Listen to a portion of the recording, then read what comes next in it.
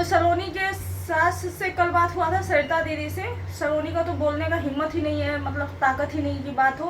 वही जिसका डर था वही हुआ, किडनी में प्रॉब्लम है। तो हर हर महादेव, जय श्री कृष्णा। मैं आप सभी लोगों की सुमन बनारसी, कैसे हैं आप लोग जरूर बताइएगा। तो सलोनी से बात हुई है। सलोनी जैसे भी, अब देखिए दवाई फिर नहीं खाएंगी तो ठीक नहीं होंगी। दवाई खाती है तो उल्टी हो जाता है, उसकी भी गलती नहीं, उसको आदत ही नहीं है दवाई वगैरह खाने का। तो इसलिए वो बच्ची है, ज़्यादा बड़ी भी नहीं, फिर भी उनकी सास बहुत ज़्यादा सपोर्ट कर रही है। सास और ससुर, भगवान करे कि सबको ऐसी सास और ससुर दे। ऐसी सास ससुर जिस घर में होगी ना, वो बेटी को कभी माँ की याद नहीं आएगी। सच में मैं ना एक ब्लॉग बनाते बनाते रो देती हूँ। कल मैं बैठी थी ऑफिस में, मन की बात मैं बोली हूँ, 10-12 मिनट हो गया है, अपलोड भी हो गया, लेकिन मैं पब्लिक नहीं कर पा रही हूँ क्योंकि मुझे डर लग रहा है। कोई कुत्ता अगर मेरे घर में बता देगा ना कि ऐसा वीडियो आया है, तो मेरे घर में रहना हराम हो जाएगा। तो मैं बता दूं कि मैं इतनी मजबूर हूँ ना यहाँ। मैं गुलामी करती हूँ, गुलाम बन के रहती हूँ, क्योंकि मैं एक माँ हूँ, मेरे पास एक बेटा है। बस इस वजह से मैं इतनी कमज़ोर हूँ। आप लोगों को मैं बता दूँ कि 13.5 साल की उम्र में मेरी शादी हो चुकी थी, और 35 साल के आदमी से, मतलब कि 18 साल हमसे बड़े हैं। अब यूट्यूब जो मेरा परिवार है, जो मुझे समझता है, वो समझ सकता है कि मैं कैसी ज़िंदगी जीती आ रही हूँ। फिर भी हमें मतलब ये कुछ भी लेना होता है ना, तो मुझे परमिशन चाहिए होता है, जबकि मैं खुद कमाती हूँ।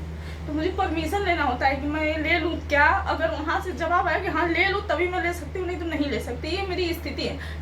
अभी ना मेरा दिमाग काम करना बंद कर दिया है। मैं क्या बोल रही हूँ, मुझे क्या बोलना चाहिए, मैं क्या कर रही हूँ, मुझे क्या करना चाहिए, मुझे कुछ समझ में नहीं आ रहा है। ऐसी दिमाग की हालत हो गई है।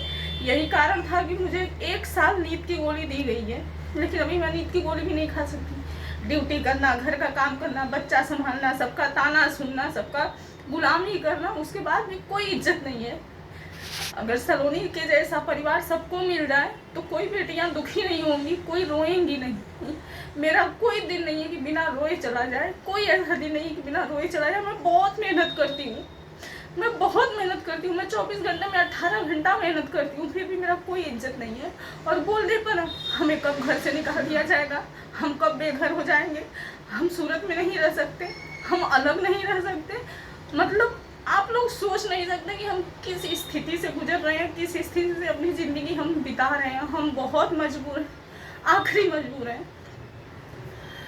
तो छोड़िए ये सब तो ज़िंदगी ये चलती रहेगी शायद। अच्छा, लोग बोलते हैं ना कि पूर्व जन्म का कर्म है। मैं ये जानना चाहती हूँ, जो अगर किसी बुद्धिमान के पास मेरा वीडियो जाए, तो मैं तो मान रही हूँ कि जो क्या होता है, 84 लाख योनि में भटकते हैं, जन्म होता है। जो किसी को सताता है वो क्या बहुत पवित्र आत्मा होता है क्या? उससे जन्म जन्मांतर में कोई गलती नहीं हुई होती है क्या? तो सताने वाला क्यों नहीं, उसको क्यों नहीं तकलीफ होता है? सतने वाला मतलब जो मेहनत कर रहा है, जो संघर्ष कर रहा है, जिसको फिर भी उसके ऊपर से मानसिक तनाव दिया जा रहा है, शारीरिक तनाव दिया जा रहा है, वही पापी है। और जो सता रहा है वो पापी नहीं है। बहुत सारे सवाल है मेरे मन में, लेकिन जवाब कहीं से नहीं मिल रहा है। मैं बहुत दुखी हूँ।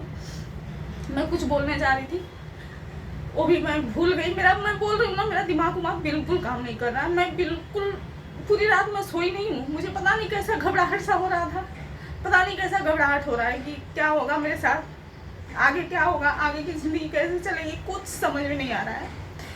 मैं बहुत मजबूर हूँ। भगवान ना करे कि कोई इतना मजबूर हो जितना मजबूर मैं हूँ।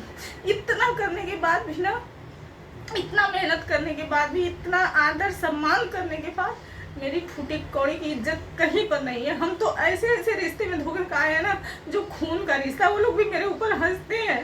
भगवान न करे कि मेरी ज़िंदगी की झलक उनको देखने को मिल जाए, जो आज हंस रही हैं।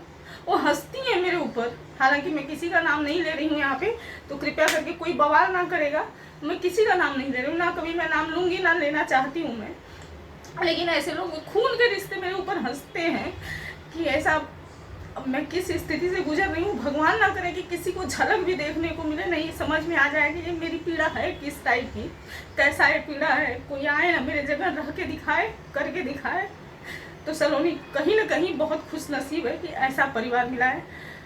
बहुत कुछ बोलने वाली थी, लेकिन दिमाग से निकल गया मैं क्या कहने वाली थी। मेरे ऊपर बहुत कुछ गुजर रहा है, मैं कुछ बोलने की स्थिति में नहीं हूँ। बस मेरा बिल्कुल हिम्मत नहीं हो रहा है कि मैं काम करूँ। ना तो मेरा घर का काम करने का इच्छा हो रहा है, ना तो ड्यूटी जाने का इच्छा हो रहा है, मैं आखिरी मजबूर हूँ, जो मैं सब कुछ कर रही हूँ सिर्फ एक बेटे के लिए, क्योंकि मैं एक माँ हूँ, बस वहीं पे हार गई। उन्हें किसी की औकात नहीं कि मुझे हरा दे, और किसी से मेरा प्रेम संबंध रहा होता ना तो आज नहीं कब की मैं निकल गई होती, कब की। क्यों मैं शादी कर दी? एक 13.5 साल की लड़की 35 साल के आदमी से क्यों शादी करती?